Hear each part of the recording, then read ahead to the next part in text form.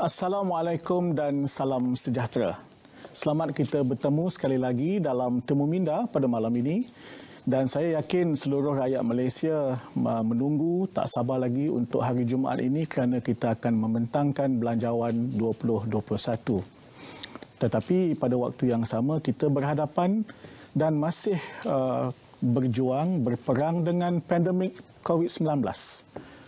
Ia masih genting walaupun pihak kerajaan, terutamanya Kementerian Kesihatan, berjaya mengawal dan menangani masalah pandemik tersebut. Kerajaan juga bekerja kuat untuk melaksanakan apa yang terbaik, namun pada waktu yang sama masalah ekonomi, masalah pengangguran, orang-orang yang susah sangat terasa dengan pandemik COVID-19. Sebab itu dalam bajet atau belanjawan pada hari Jumaat ini kita yakin satu daripada aspek yang akan disentuh ialah soal menjaga kebajikan rakyat. Dan menjaga kebajikan rakyat dalam cabaran COVID-19 ialah tajuk Temu Minda pada malam ini. Dan siapa lagi yang akan membicarakannya kalau bukan Menteri yang bertanggungjawab? Yang Berhormat Datuk Seri Rina Harun, Menteri Wanita dan Keluarga. Selamat datang. Dan ditemani oleh sahabat baiknya, Datuk Jamilah Jamaluddin, Pakar Pengurusan Pelaburan dan Keuangan, seorang tokoh bank yang tersohor di Malaysia. YB Datuk Seri Rina, kebajikan, fastabiqul khairat, berlumba-lumba melakukan kebajikan secara keseluruhanlah Datuk Seri. Adakah Datuk Seri puas hati dengan keadaan kebajikan atau sebagai menteri Datuk Seri nak melompat lebih jauh lagi untuk melaksanakan atau menguruskan kebajikan untuk rakyat Malaysia?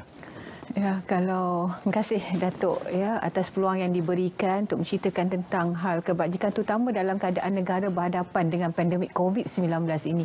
Tak dapat dinafikan dalam waktu ini ramai yang terjejas, hilang pendapatan, yang diberhentikan kerja pun ramai. Kalau dulu mungkin ada juga isteri yang berhenti kerja kerana suaminya bekerja. Tapi sekarang ini suami pula diberhentikan kerja. Jadi sudah pasti dalam isu kebajikan ini kita memandang serius Banyak inisiatif yang dibuat oleh kementerian untuk membantu dalam waktu pandemik COVID-19 ini.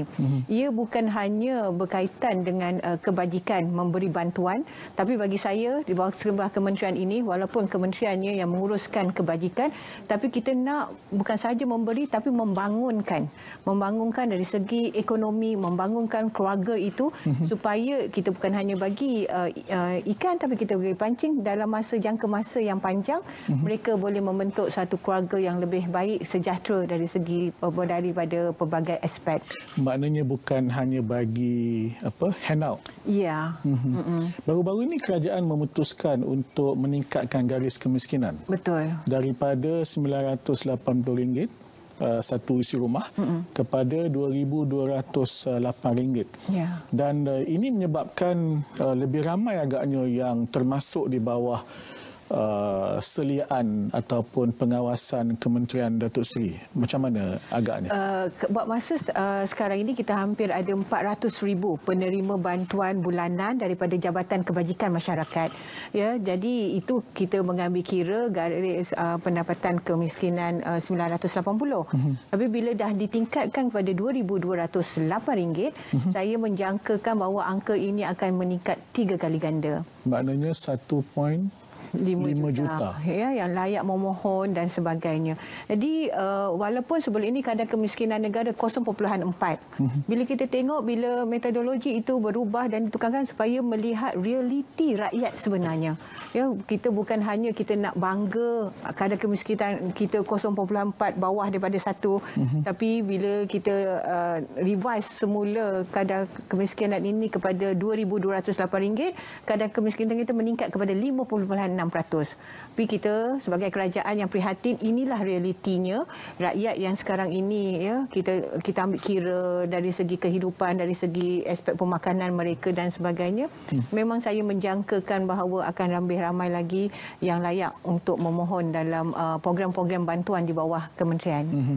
Memang kementerian dan juga kerajaan sudah tentu memikul tanggungjawab ni. Datuk Jamilah, bagaimana dengan institusi keuangan bagaimana membantu rakyat marhen yang sedang bergelut dengan COVID-19 ini?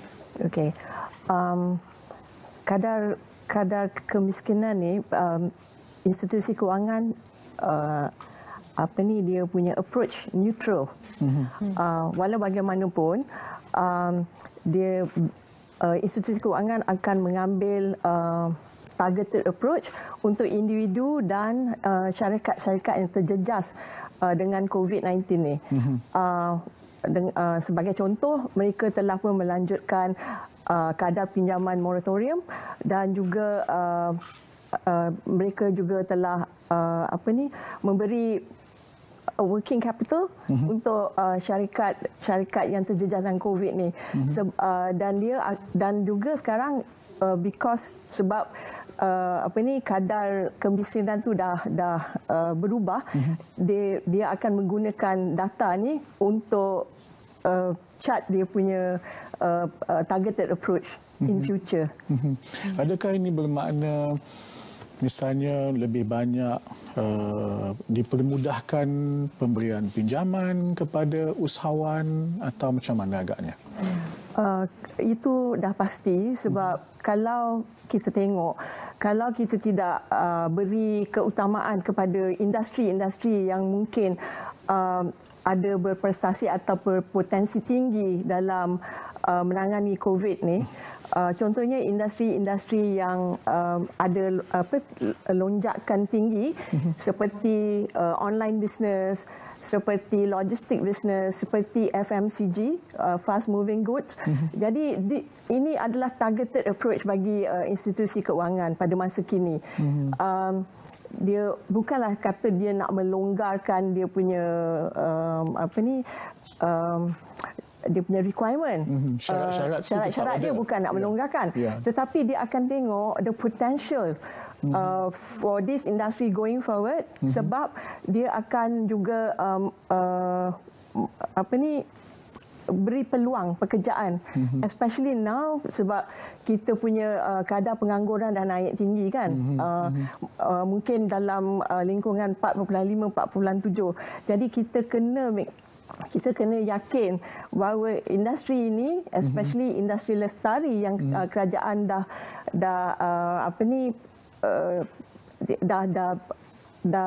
ambil kira, ini yang institusi keuangan mesti membantu, dan agensi-agensi kerajaan, contohnya di Development Financial Institution, dia kena memainkan peranan untuk lonjakan ekonomi ini post-COVID.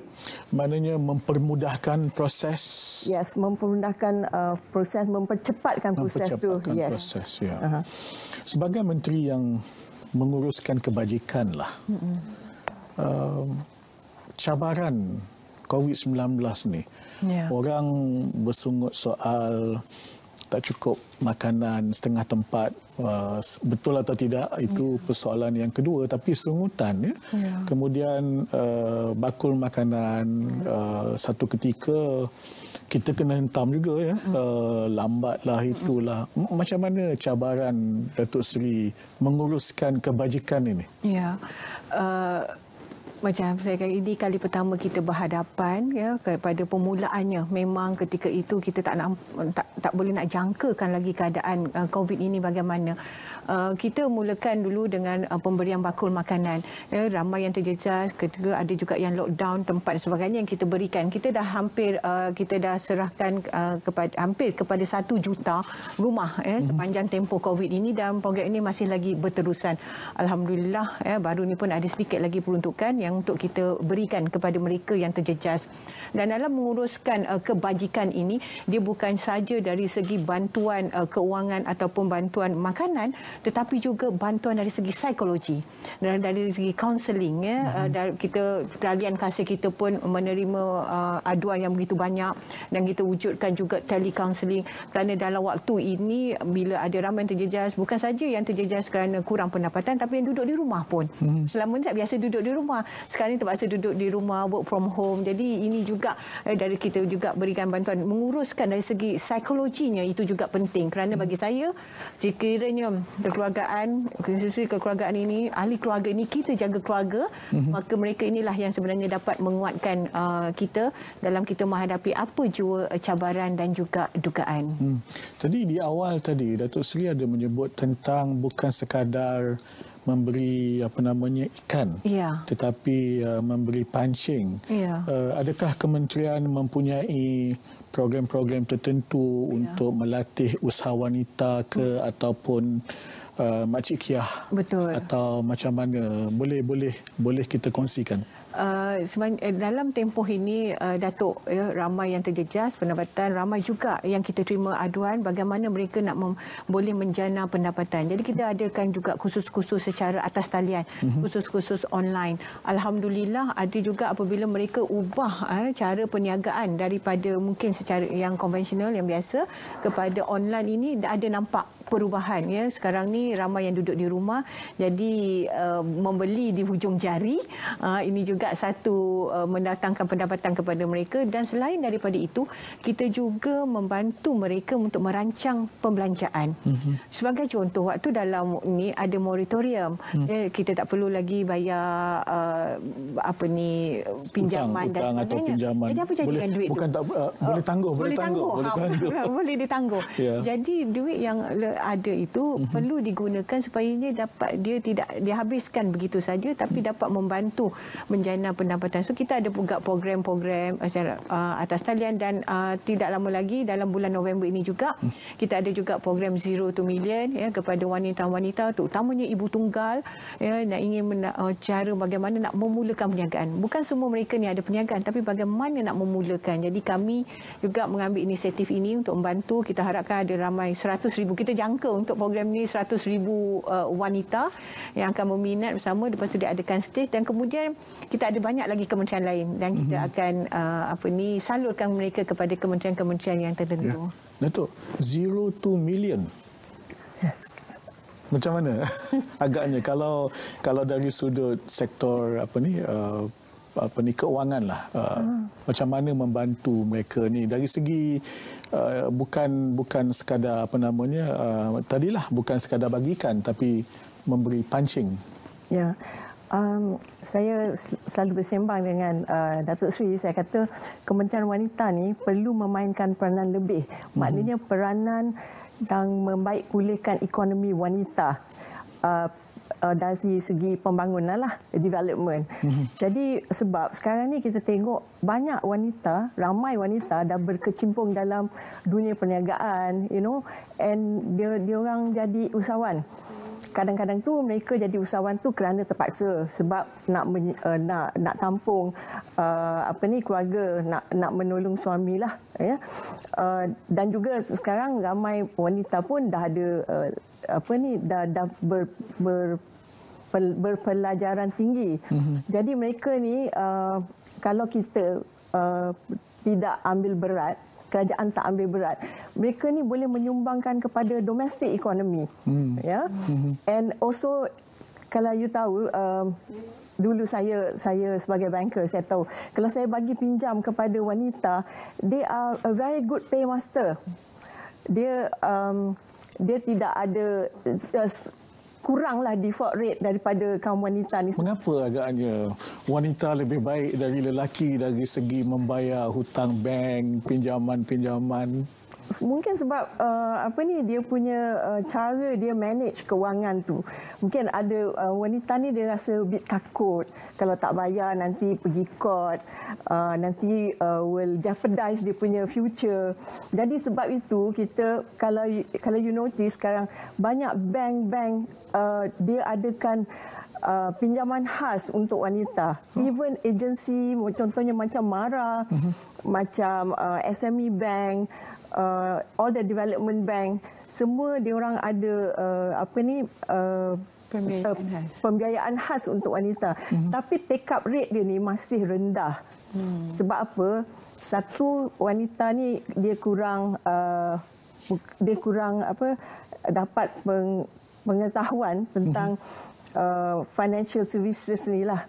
And then dia orang pun macam teragak-agak, and they need a bit more bimbingan, latihan untuk dia berani pergi dekat bank. Selalunya macam itulah. Jadi saya rasa ni YB Rina ni, saya kata kat dia developmental role ni, mungkin this is a good time untuk kita fikirkan whether we need a bank yang khusus untuk wanita. Contohnya bank pembangunan wanita. Okey, ini satu topik yang baru pula. Tetapi kalau ini menjadi idaman dan kalau ini menjadi kenyataan, saya tak tahu bila, saya tak tahu ini dalam bajet kali ini ada tidak. Ini mungkin satu tanda aras yang sangat-sangat fundamental yang mengubah cara menguruskan kebajikan khususnya untuk wanita kepada developmental, kepada cara pembangunan. Memang sudah difikirkan? Ya, itulah sebenarnya hasrat. Kalau Datuk ingat, pada mula saya dilantik sebagai menteri, nama kementerian saya Kementerian Wanita dan Keluarga. Tapi saya insist untuk dikekalkan pembangunan wanita itu, kerana bagi saya kita nak membangunkan wanita, keluarga dan masyarakat. Hasrat saya kalau orang Islam tu, saya nak jadikan daripada mereka ni penerima zakat kepada pemberi zakat. Jadi kalau nak kirakan kita dah spend bilion, memang ada yang memerlukan, itu kita tak dapat nafikan, tapi ada juga yang perlu kita bantu untuk bangunkan dari segi sosial dan juga ekonomi mereka. Kita tadi bila Datuk sebut tentang mungkin belum kurang, take up-nya masih kurang, dan mungkin mereka kurang pengetahuan lagi ataupun belum ada kesedaran. Kementerian saya ada 1,101 pusat internet community. Dan kita ada antara lain MDEC misalnya yang menjalankan pelbagai jenis latihan, kursus. Kalau saya tawarkan, ini dah ada platform yang sedia. Alhamdulillah. Ini saya rasa satu platform yang sangat baik, kerana bila kita nak membangunkan ekonomi sebagai nak melahirkan lebih ramai usahawan, kita tak boleh ketinggalan daripada menggunakan teknologi yang terkini. Kita kena pasarkan produk online walaupun mereka jauh di luar bandar, tapi produk mereka boleh dijual sampai ke, bukan saja di bandar tapi sampai ke luar negara. Jadi kalau pusat internet desa ini dapat dipertingkatkan dari segi pencapaian internetnya, daripada coveragenya, jadi dia akan memberi impak yang sangat besar kepada penduduk di sekelilingnya. Sudah pasti akan lebih ramai lagi yang kita boleh bantu untuk melahirkan masyarakat pintar. Ya, dan sebab di pusat internet ni dia dah memang ada pengurus yang sepenuh masa. Jadi Datuk Seri bagi je kandungan untuk mereka gunakan, sebab selama ini pun mereka buat kursus-kursus yang termasuk usahawan dan usaha wanita dan sebagainya. Jadi Datuk Seri, saya lihat Kementerian Pembangunan Wanita ni agaknya tadi saya kata nak melompat jauh, dan saya lihat ada suatu perubahan paradigma yang cuba dicapai daripada sekadar memberi bantuan tetapi membangunkan wanita muda pula. Ini yang di universiti. Yang keluar sekarang belum tentu ada kerja. Macam mana perancangan kementerian? Kita tak dapat nafikan bila masuk ke universiti ni sebenarnya 70%, 65% adalah wanita. Tapi apa jadi kepada mereka selepas habis tamat pengajian? Ya, mungkin ada yang tak menyambung pelajaran, mungkin yang bekerja, tapi kita tengok dalam sektor perjawatan awam ni wanita ni masih lagi kurang. Dan untuk wanita-wanita yang baru ni, kita engagement dengan mereka, dengan wanita-wanita. Sepatutnya hari itu saya nak buat perhimpunan wanita muda sebenarnya bersama dengan Jabatan Pembangunan Wanita, tapi disebabkan COVID ni terpaksa kita tangguhkan, kerana inilah sebenarnya yang kita daripada universiti ni, Datuk, kita kena bagikan mereka ni peluang. Ya, belajar di universiti dan realiti kehidupan tu dia ada perbezaan. Ya, kena mereka ni perlu dipersiapkan untuk menghadapi keadaan, especially ke dalam keadaan sekarang. Dia bukan saja bekerja di swasta ataupun di awam, tapi dalam untuk meneruskan kehidupan kehidupan, dari segi dari segi keusahawanan, dari segi kemahiran, dari segi sekarang ni kalau yang jadi lecturer ke tutor ke boleh melalui secara atas online. Ni wanita muda ni juga perlu kita bantu, bukan saja dari segi pekerjaan tapi dari segi leadership. Kita nak lahirkan lebih ramai lagi. Leadership, macam mana Datuk melihat wanita muda Malaysia? Memang potensial dia tinggi, saya rasa, sebab kalau saya boleh kata statistik dari perbankan, pekerja ataupun staff lebih banyak wanita, lebih ramai wanita sebenarnya. But yang kurang tu sebenarnya dekat tempat atasan tu. Dekat management level tu yang kurang. Tapi kalau macam the support level tu memang banyak perempuan. Sebab I think kenapa kita lebih suka, sebab they are more detail selalunya. Jadi wanita muda ni kalau kita kena tengok daripada perspektif training tu. Macam Datuk Seri cakap tu betul. Apa belajar kat sekolah, apa belajar kat universiti, different kalau you pergi dekat the working environment. Cabaran dia lain sebab satu, kita mesti ada mindset yang kita is as good as the male counterpart. Saya setuju. Yeah. 125%. Correct. Because saya bukan sarankan macam kenapa you perlu ada women quota. Yeah. Sebab kalau you tengok the philosophy of having a woman quota and you terpaksa isikan sebab you nak isi quota tu, then bukan kerana dia punya capability. Kita kena tengok dia punya kekuatan dia yang sebenar. Dia punya kekuatan dia yang sebenar. Jadi wanita-wanita muda ni kalau kita tak bagi dia chance, tak bagi dia opportunity, dia tidak boleh naik ke taraf yang lebih tinggi. Macam kita tengok sekarang ni, even directorship lah dekat GLC atau dekat companies berkurangan sangat wanita dekat dalam komposisi itu. Kita kena sama-sama memecahkan ceiling kaca yang masih ada di dalam masyarakat. Hari Ahad lepas, beberapa hari yang lepas, Datuk Seri melancarkan Kembara Prihatin Negara. Dan sambutan nampaknya begitu hebat. Dan kita ada video klip tentang apa yang berlaku pada hari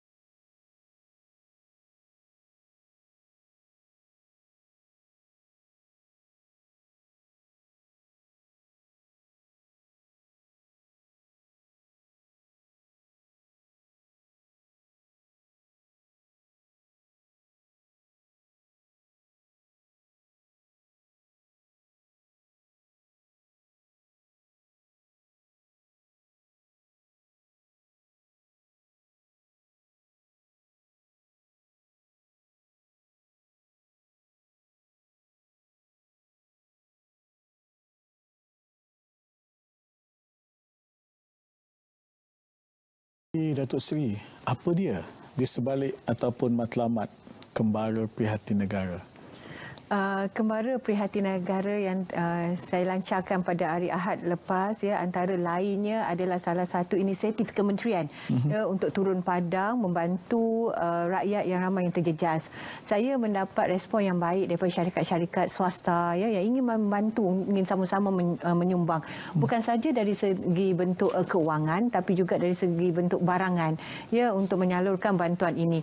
Kerana kita lihat dalam kita dah menghadapi fasa yang ketiga pandemik COVID ni, sekarang ni angka hari ini dah mencecah lebih daripada 1,000 kes baru, dan kita lihat dalam keadaan ini bila ramai terjejas dan kita bila kita turun ke bawah, bukan sekadar aduan yang kita terima melalui talian kasih dan juga daripada pejabat kebajikan daerah, tapi juga yang aduan-aduan yang ad hoc ini juga yang kita terima, dan ini kita akan turun di tempat-tempat awam di pasar malam ini, tapi mengikut zon. Kena ikut SOP yang tadi itulah green zone, yellow zone dan sebagainya. Jadi ini satu inisiatif untuk kita turun dan kita menyasarkan kita dapat membantu sehingga 1 juta orang dalam tempoh program ini dijalankan, dan dia akan bergerak di seluruh negara. Ada satu soalan ini. Fazira Azmi dia bertanya, Datuk Seri, bagaimana kami boleh membantu misi Kembara Prihatin Negara? Alhamdulillah, kita bukan saja kita kalau dia Fazira berminat sama ada ingin menyumbang ataupun nak menjadi sukarelawan. Jadi sukarelawan ni boleh juga menjadi penghubung. Kita nak wujudkan semangat kekeluargaan di kalangan masyarakat. Mungkin ada di kalangan jiran-jiran ke yang ditimpa musibah, terutama kadang-kadang warga emas tinggal seorang dan memerlukan bantuan. Jadi boleh maklumkan kepada kami, boleh layari laman web Jabatan Kebajikan Masyarakat ataupun kementerian sendiri. Itu satu, boleh jadi sukarelawan ataupun boleh juga untuk jadi penyumbang dan sebagainya. Ya, Datuk. Dia selalu bila swasta membincang soal kebajikan ni, dia selalu bincang dari sudut CSR, corporate social tanggungjawab, corporate social responsibility. Ya, tanggungjawab sosial corporate, ya. Tapi sekarang orang mula bercakap tentang social enterprise. Maknanya dia bukan sekadar, sekali lagi lah, bukan sekadar bagi derma dan menaja, tapi dia sama-sama terjun bersama-sama berbuat sesuatu yang konkret. Apakah kita sudah melangkah cerdas ke arah social enterprise atau kita masih di takuk yang lama? Okey, sebenarnya saya boleh cakap daripada segi Islamic banking lah ya. Islamic banking ni sebenarnya is exactly what you cakap tadi tu, enterprise. Maknanya kita menolong orang supaya kita sama-sama menceburkan diri di dalam the enterprise. Maknanya susah senang the profit and loss kita share. Sebab kita memang ada dana tu yang semua Islamic bank ada. Sebab kalau misalnya customer tu dia bayar lambat, dia ada penalty interest, kita tak boleh gunakan tu sebagai income. Jadi duit tu tadi kita salurkan kepada the donation part. Donation part ni lah yang kita gunakan untuk go into the enterprise with dengan orang-orang yang memerlukannya.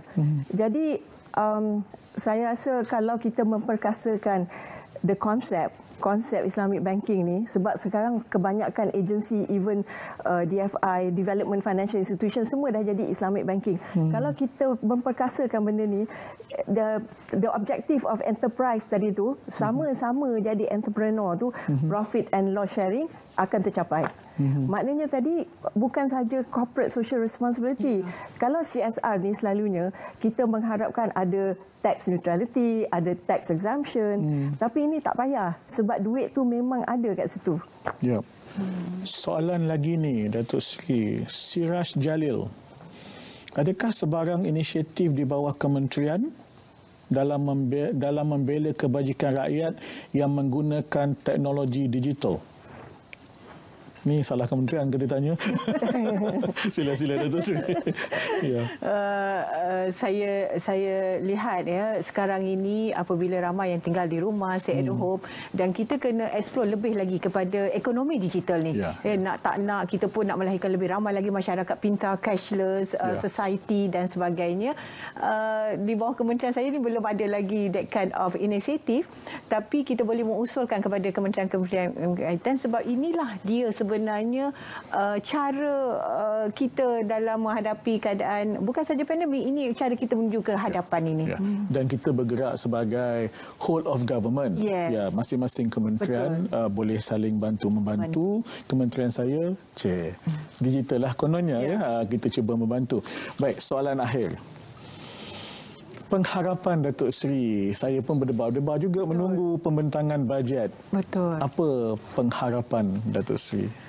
besar harapan ni. Ni harapan bukan harapan saya, tapi adalah harapan daripada rakyat. Okay. Harapan rakyat yang ramai yang terkesan akibat COVID-19 ini, ramai yang hilang pekerjaan, ramai juga yang ditinggalkan jadi ibu tunggal dan sebagainya.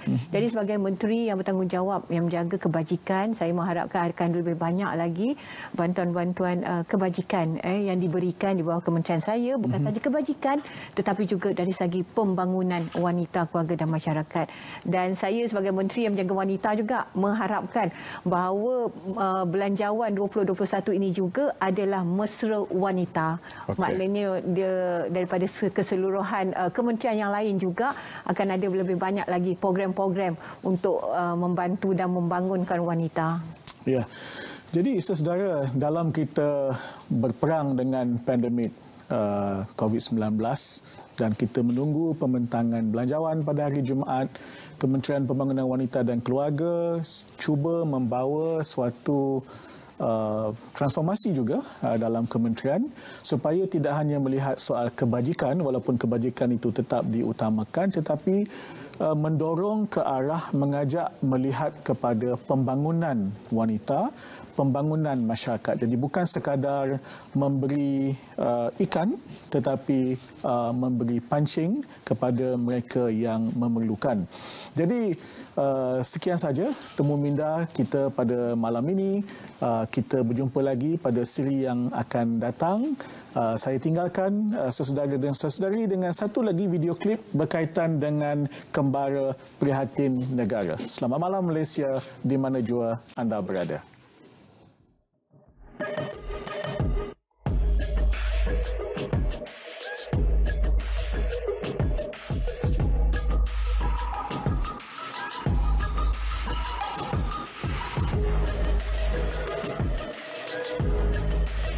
Hari ini saya telah pun kita buat soft launch untuk Kembara Prihatin Negara sebagai salah satu inisiatif kementerian memandangkan keadaan pandemik COVID ini dah masuk fasa ketiga dan semakin ramai yang terjejas, dan ini satu inisiatif kementerian untuk turun ke padang.